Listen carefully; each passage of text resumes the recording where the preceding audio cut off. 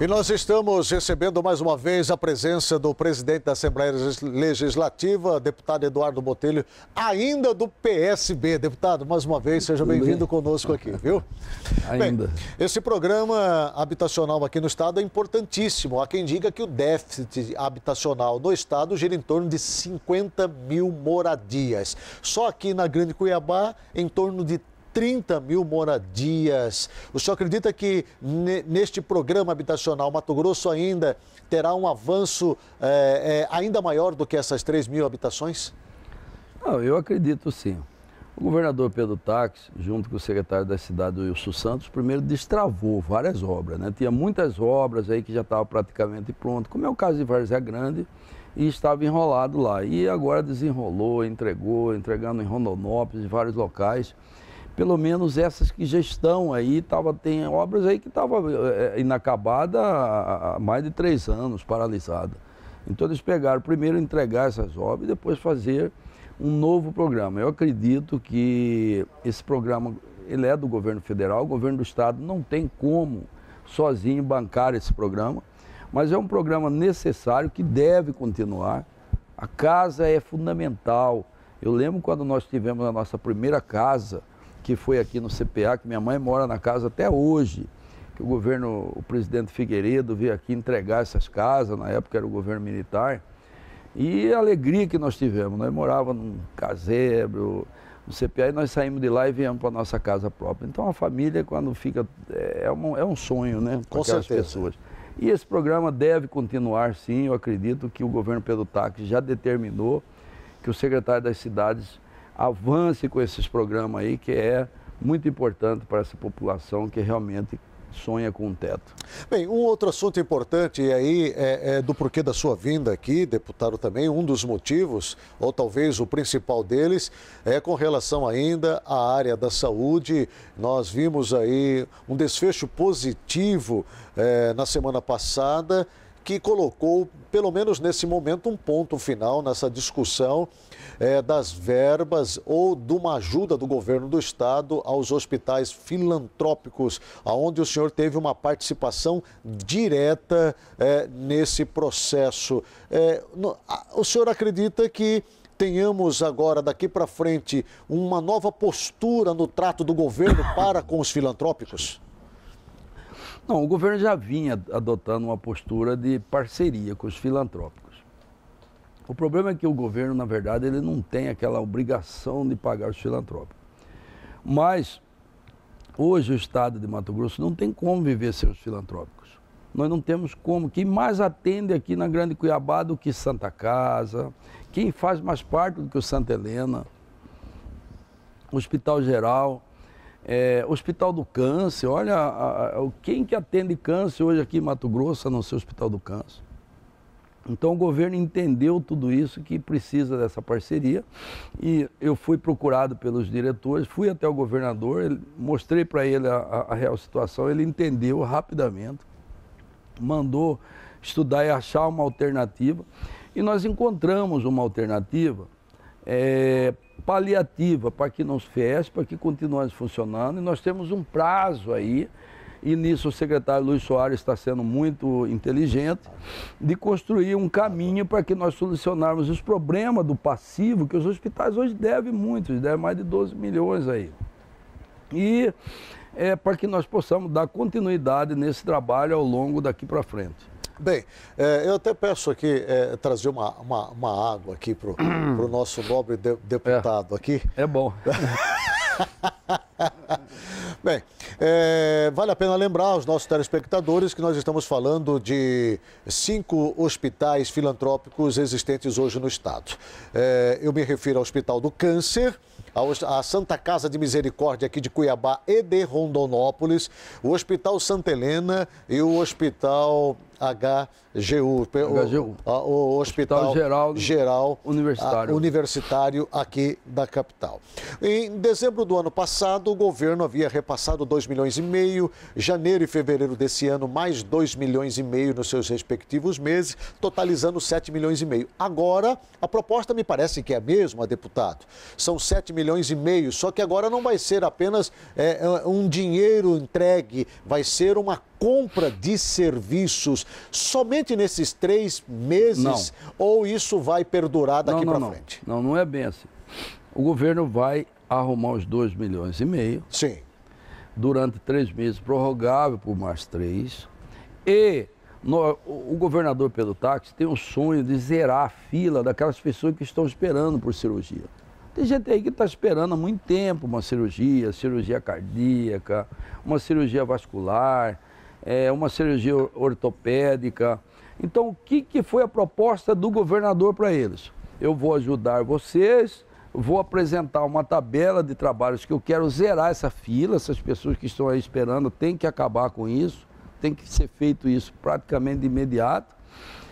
E nesse aí eu pago um pouco mais da tabela SUS. Por que acontece com a tabela SUS? Todo esse problema, Guilherme, está sendo gerado por conta da tabela SUS. A tabela SUS tem 14 anos que não é corrigida. Então não tem como, tudo aumentou durante esses 14 anos e a tabela SUS não aumentou. Então, esses hospitais que vivem praticamente de SUS, a Santa Casa tem 92% é SUS, só 8% é convênios e particulares. Então, não tem como sobreviver uma tabela totalmente defasada. Então, o governo vai pagar 3 vezes a tabela SUS e, com isso, eles têm condições de viabilizar para pagar o passivo que eles tinham e continuar trabalhando. Essa foi uma alternativa que encontrou. Agora, nós temos 6 meses para construir um projeto definitivo para os hospitais filantrópicos. Bem, sem dúvida nenhuma, nós vimos um avanço por parte do governo do Estado na área da educação, principalmente a partir do momento em que Marrafon assumiu a pasta. Nós vimos um avanço significativo na área da infraestrutura com o secretário Eduardo. Tivemos, sim, um avanço considerável na área da segurança com o Rogers, mas a área da saúde ainda continua sendo um grande desafio para o governo do Estado. Recentemente, discutia-se 2 possibilidades para tentar também resolver este drama aqui no Estado. A primeira, partindo da Câmara Federal com os recursos, as emendas dos nossos parlamentares federais. E depois uma sugestão vossa com relação à questão do acréscimo de 10, 11 centavos no diesel e para que este recurso possa ir para a saúde. Como é que estamos nesse momento? Olha, essa questão dos 10 centavos para o diesel era mais viável. Aí veio o Michel Temer e aumentou 40 para todo mundo, para diesel, para gasolina, para álcool. Então aí viabilizou a nossa proposta. Agora nós temos que procurar outras alternativas. O governo está trabalhando nisso, com os novos recursos que estão entrando. Ele fez agora uma recuperação de receita de 250 milhões, aí parte disso ele vai destinar para a saúde. Inclusive para esse papa-fila, esse zerar a fila que ele quer fazer, ele vai usar parte desse recurso. Tem outros processos em andamento, ele vai direcionar também para a saúde. Então estão trabalhando nessas possibilidades. E, especificamente, na melhoria de gestão. Nisso, o secretário Luiz Soares está trabalhando para que haja uma gestão melhor no interior, para que haja uma equalização melhor. Porque o que acontece também, Guilherme? Existe uma diferença muito grande. Tem hospitais do interior que trabalhavam de um custo e tinha outros que o custo era totalmente diferente. Então tem que haver uma equalização nisso. Não é justo você pegar um hospital eu não vou falar especificamente para não gerar, mas você pega de uma região, ele trabalha com preço 3 vezes mais alto do que o outro. Isso aí tem que ser resolvido. E o secretário Luiz Soares está trabalhando em cima disso, para resolver essas questões. E isso daí vai dar um ganho para a saúde também. Então são várias ações que vêm sendo feitas, mas a saúde continua sendo o grande desafio do governo, não só do governo do Estado, viu? Esse é um problema nacional, a saúde pública ela é um problema no Rio de Janeiro, é um problema em São Paulo, é um problema no país inteiro. Mas Mato Grosso vai avançar e eu tenho fé que nós vamos conseguir uma solução definitiva para a saúde. Deputado, o senhor falou agora de gestão e uma das discussões importantes que vai ser travada na Assembleia Legislativa passa exatamente pelo teto, gastos, Teto, né? teto. E isso é um assunto que Mato Grosso espera já há muito tempo. Será que desta vez vai sair do campo da discussão e vamos para a prática efetivamente falando, o deputado? Vai, nós vamos para a prática. O governador vai mandar a PEC do teto esta semana e nós vamos colocar em votação e eu acho, tenho quase certeza que vai ser aprovado. A PEC é preciso. O que PEC dá de ganho? É bom que explique isso para a população. O pessoal não entende muito. A PEC, o que acontece? Ela estipula que não pode haver aumento das despesas primárias. O que é essa despesa primária? Pagamento de salário, não pode se criar novo salário. Porque o que acontece? Muitas vezes o poder pode criar uma coisa lá, cria mais um cargo, cria mais salários, cria mais um penduricado para aumentar o salário, isso aí tudo está proibido através da PEC do teto. Cada poder tem sua autonomia.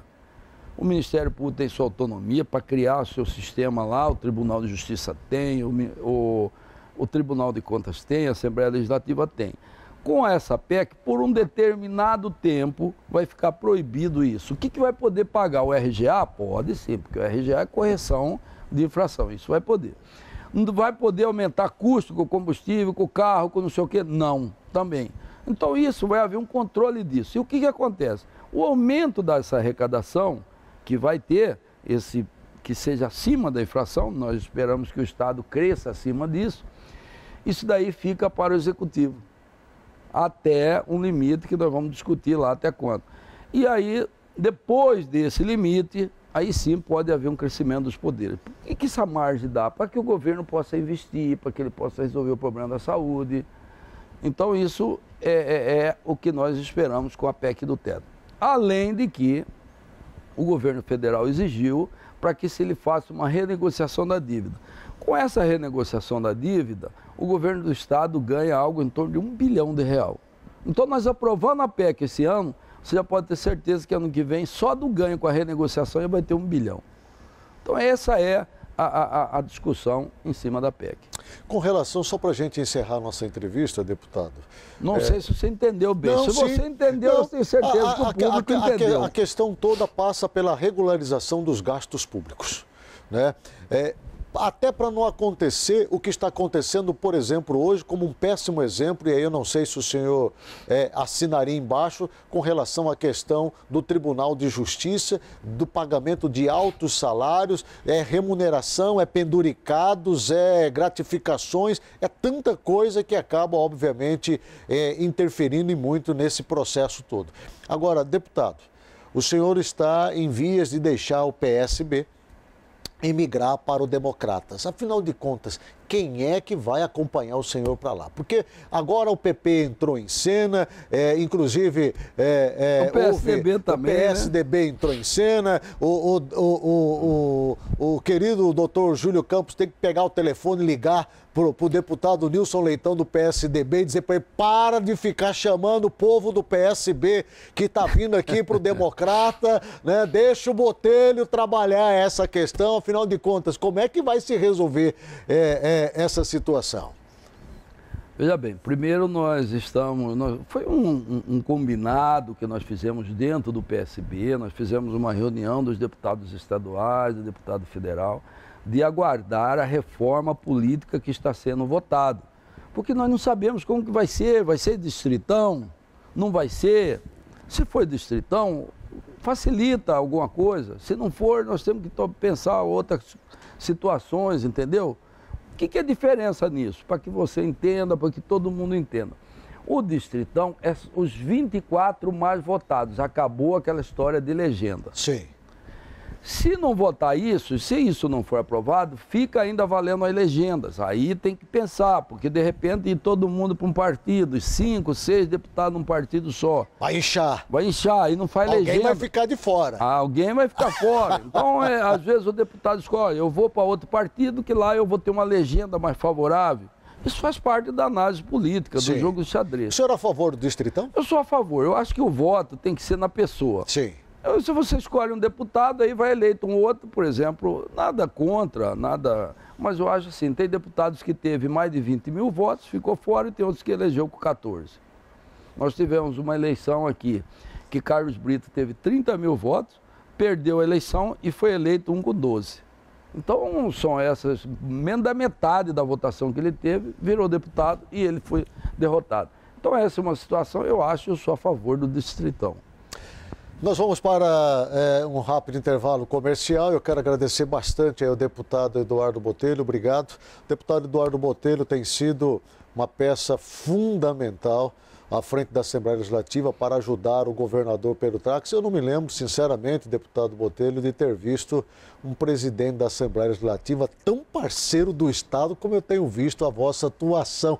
Eu espero que com essa dobradinha Eduardo Botelho e Pedro Taques, nós possamos ter, ao final do governo, um Estado realmente muito melhor. Obrigado aí pela sua participação, viu, deputado? Obrigado. Eu quero só, você me dá mais um minuto, só para me dizer uma coisa. O governo do Estado tem avançado muito, como você mesmo falou, na área da segurança, nas áreas das obras. O secretário Wilson Santos está destravando várias obras aí, como o Cota da Universidade, que estava parado há muito tempo, como a obra da Salgadeira que vai sair agora, a água de Chapada. São várias coisas que estão andando no Estado. O Estado está andando, o Estado está bem e nós precisamos resolver o gargalo da saúde. E eu acredito que nós vamos encontrar uma solução e, como você falou, ano que vem nós vamos ter uma situação melhor e o Estado vai estar bem melhor do que nós pegamos em janeiro de 2015, porque tem que se lembrar, em janeiro de 2015, quando o governador Pedro Taques pegou a saúde, tinha um déficit de 300 milhões. Ele já pegou com esse déficit de 300 milhões. Então nós estamos trabalhando e, se Deus quiser, ano que vem esse déficit vai estar zerado. Com a ajuda da Assembleia Legislativa, eu não tenho dúvida, e o senhor ainda vai estar como presidente dela, eu espero que isso possa contribuir para zerar este valor e a saúde do Estado poder, obviamente, avançar. Obrigado, viu, deputado? Obrigado, uma boa semana a todos aí.